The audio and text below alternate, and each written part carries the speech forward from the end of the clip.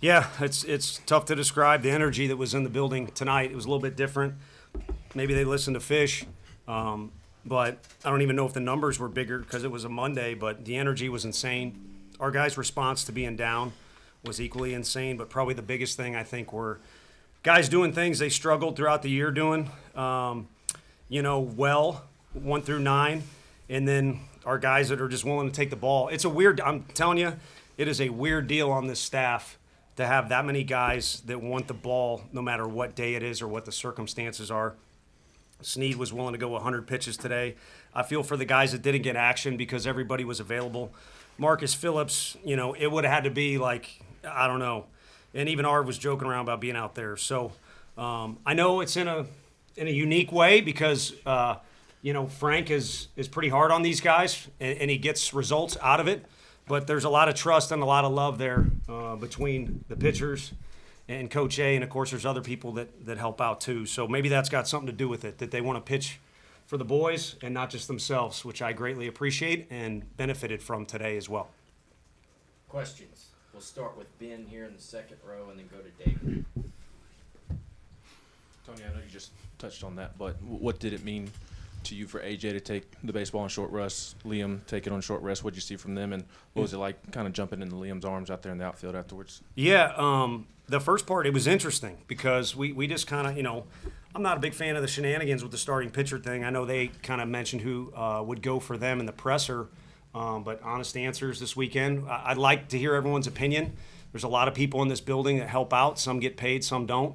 And value everybody's opinion, and then also needed to communicate with guys like who's good to go. And there wasn't anybody that was backing down, and AJ's probably got the most unique circumstances. So, again, it's been a quirky year for him, but we're sitting where we're sitting. He's going to throw again for us, and I think the guys need to give him props for what he did today because, again, it's just been tough. He's had to come back from injury. Last year he did everything for us that he could. And it meant a lot to see him out there. And then Krenzel, again, maybe because he's been around his dad, was absolutely fearless. And we've run Doyle through the ringer this year. And, again, always wants the ball and did a great job. T. Frank was huge in there, too. But jumping into Big Boy's arms was fun and foolish. I'm sure someone won't like it on Twitter or whatever. But, there's a lot of moments where we calm the excitement we have going on. And there's a lot of sacrifice and a lot of hard work. So the boys don't need to be doing anything too crazy tonight. But they need to enjoy it. All kids should enjoy it. You hit a homer 450 feet, 450 feet, it's a new day and age. Maybe you look at it for a second. But anyway, I had fun doing it. I love them. I love these three guys sitting next to me, but the two to my left would agree Liam's a very unique character, and I'm blessed to have him in my life. And Manny just don't say as much to me as these other guys, but I've said it before. Maybe you're not supposed to say this as a coach, but I've told a bunch of people, like Kyle Peterson, he's probably better than all of them. He's just a young pup, so it'll be fun to watch him grow up. But he's taken a lot of pride in his weight, and he wouldn't have been able to hit that ball over the fence the opposite field in the fall. Sorry to skip ahead there. Someone had a question about the homer. I know. Liam, I had a few for you. One, why did you want the ball so bad tonight? And two, do you have the ball that you finished with in the pocket? Was that what you have? Maybe. And why'd you keep it? Why'd you keep it, and where's it going? Probably to my mom, and just keep it for good memories. First time making it to a super regional with a team. Me and Andrew took, wouldn't say a risk, but like a smart decision entering the transfer portal this year and coming to a spot where we knew we wanted to win.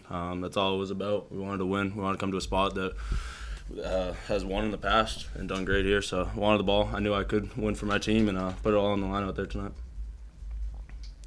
Ryan. Tony, you mentioned Krenzel. How significant was that 1, 2, 3 inning in the fourth inning after kind of the gut punch of not getting as much as I'm sure y'all wanted in the bases loaded opportunity? It reminded me of a couple of his other outings early in the year. ETSU was one. I know it didn't come out the way we wanted. That was the one non-conference game we lost. But they had a great team this year, and he came in and just changed the whole tune. And he did the same thing today. And there's been a couple of them like that. Alabama was like that. Alabama was in there competing, but on day 3 in Tuscaloosa, it was kind of almost like it turned it into a one-sided game when he got out there. So these guys know that have faced them. The two to my left, it's nasty stuff. It's just about him having the presence, that he had today, which he's done it several times. Go to the left with Carlos. Coach Tony, buenas noches. Yeah. Don't make me look like an idiot, dude. We were talking down the hallway. I need room for air. There's too many cameras and everything. What has done just before too much. Hey, many of us have been around sports and played and know how difficult it is to stay consistent throughout tournament play. What does this victory mean to you and the team to go to another super regional? Yeah, I think we did it in a different style, and it is just a tournament. We just got done with one in Hoover, and we had a winning record, but it didn't end well. We could have done better there, but I think we learned from it. And then this is a new style for us. We hadn't done it this way at home. It's good to face that adversity a little bit. And there's some magic moments that took place in this building as it's being reconstructed. We're kind of going through some things. But yeah, I like winning in tournaments. Trust me. You name the tournament, it's fun. But also, this is a game based off sample size. And I think it's only fair to judge people. And it's not just this game. Coach Barnes is a phenomenal example. His office not too far from us is, you get into a tournament, crazy things can happen. Like tonight or last night, how many crazy things happened.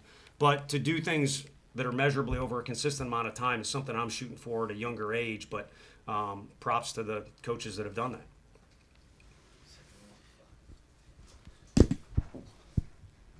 Manny, I heard it from Coach, but as a young guy, you came up in a big spot and hit a huge home run to kind of break the game open. And then, Andrew, you kind of built on top of that with a home run yourself. For both you guys, but starting with Manny, how does it feel just to come up huge in that moment, and then Andrew to follow it up? How did that feel? I mean, it feels good. It's where I wanted to be, the moment. That's why you come here to Tennessee. And I looked on deck. I looked in the corner of my eye, and Fisher was there just like this, and I knew after his energy was given, it was going to be good. Yeah. Sorry. No, I rarely try to, tinker with the freshmen when they're on the on deck circle. Like Coach said, they're still pups out there and they're still figuring it out. But I looked at Manny, and sometimes you never really know what's going through his head because he doesn't really say much. But he just kind of had a little bit of a different presence about him in the on deck circle. And when he looked at me, he just kind of nodded, and I was like, "Let's go, let's do this." And then he just got it done, and I lost my mind. I think from that moment, when he hit the ball, to I think Deloy's first out recorded, I just blacked out. Don't remember any of it. So, yeah, just super happy for him. Paige and Mike. Liam, just what was it like having Tony embrace him when he jumped on you and maybe a couple hard punches from him? And then, Andrew, how was the crowd tonight? It was terrible. Just not the guy I wanted to see there. No, it was pretty awesome. Came here to play for that guy. Huge reason why I'm here still, and love him to death. And wouldn't want to play for any other coach. It's been a true treat this year just to be under his presence. The punches were hard. You agree? Nah, you got to work with hot sauce. That was terrible. I was definitely pleased with the crowd tonight. Like Coach said, it's a different kind of atmosphere, and when you got, obviously there's only 9 guys out there on the field, but like Coach said, we got 50 guys willing to put anything on the line to win that game. Guys willing to risk whatever's happening with their arm or whatever, and they're not supposed to be out there in that spot, but we just got literally 50 guys that are the definition of what the sign says up here is I'll give my all for Tennessee. And I was just happy the way the crowd showed up and was behind us, and it really swung some of our momentum. And obviously these guys, they deserve, whether we play here again or not, moving forward for the next season and the season after that, I mean, the crowd should be like that every single time. We work too hard for that to not be the case. One for Liam and one for Tony. Liam, why was it so important to you that you could pitch in this game, and why did you make that known last night? And Tony, what was the vision for Liam tonight? Was it a guarantee he would pitch? Was it a situation? And what was your thought going into it?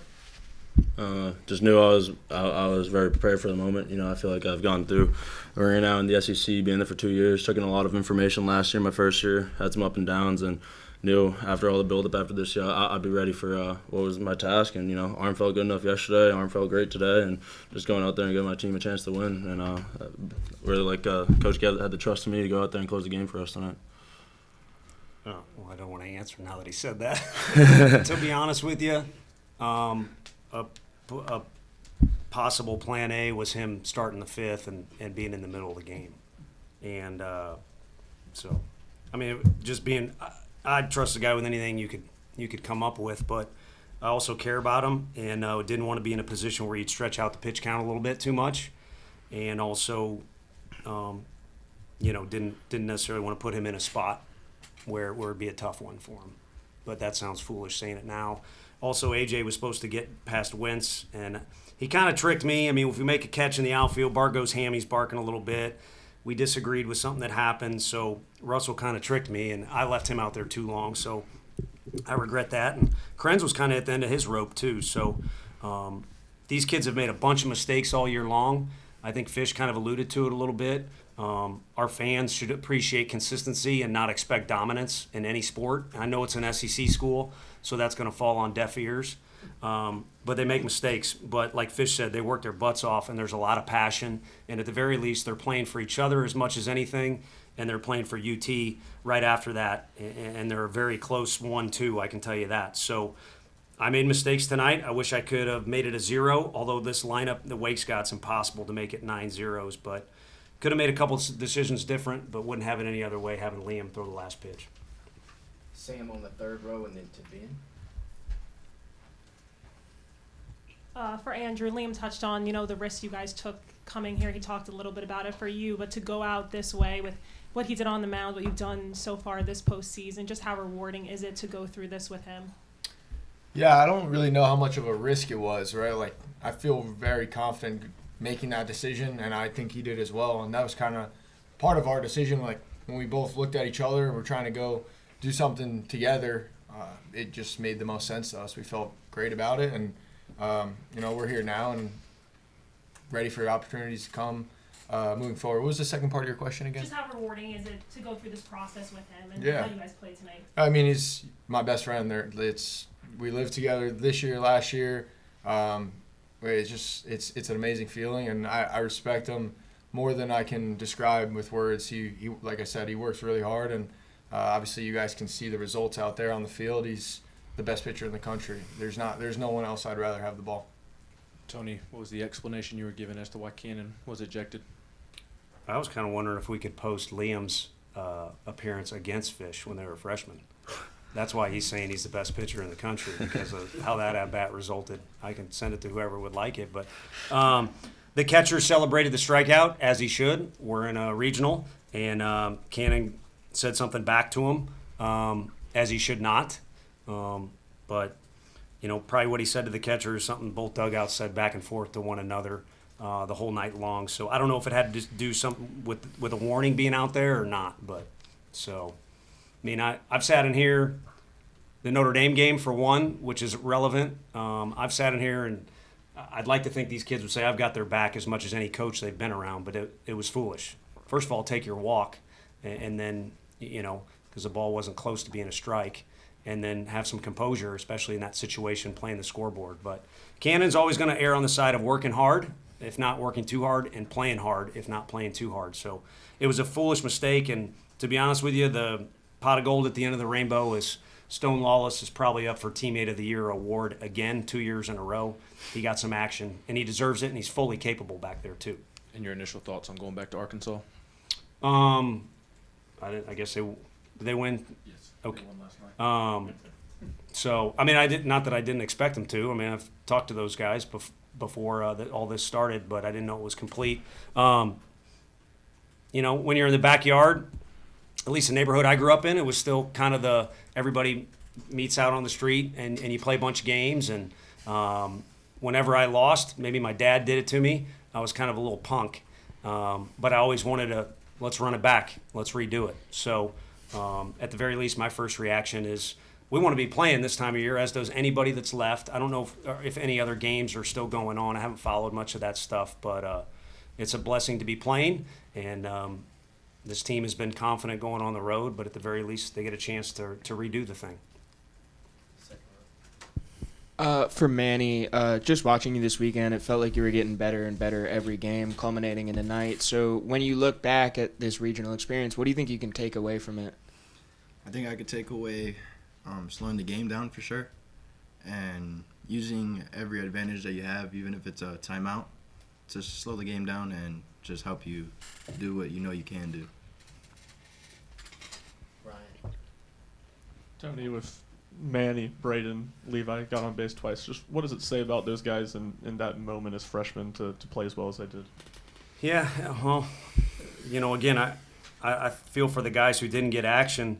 We yelled at these guys in the fall. Now, it wasn't these two guys, but we yelled at them in the fall, and the topic of conversation was some of the freshmen were showing less fear or were playing more fearless than some of the older guys. And, Tegan has that unique composure and competitiveness and isn't scared. And Newey certainly does. I don't think that kid's ever been scared of anything in his life. But now this time of year, whether it's the ones you mentioned or the other ones that maybe didn't get credit, they're not really freshmen anymore. I mean, they've had to play through the SEC, and it's hell.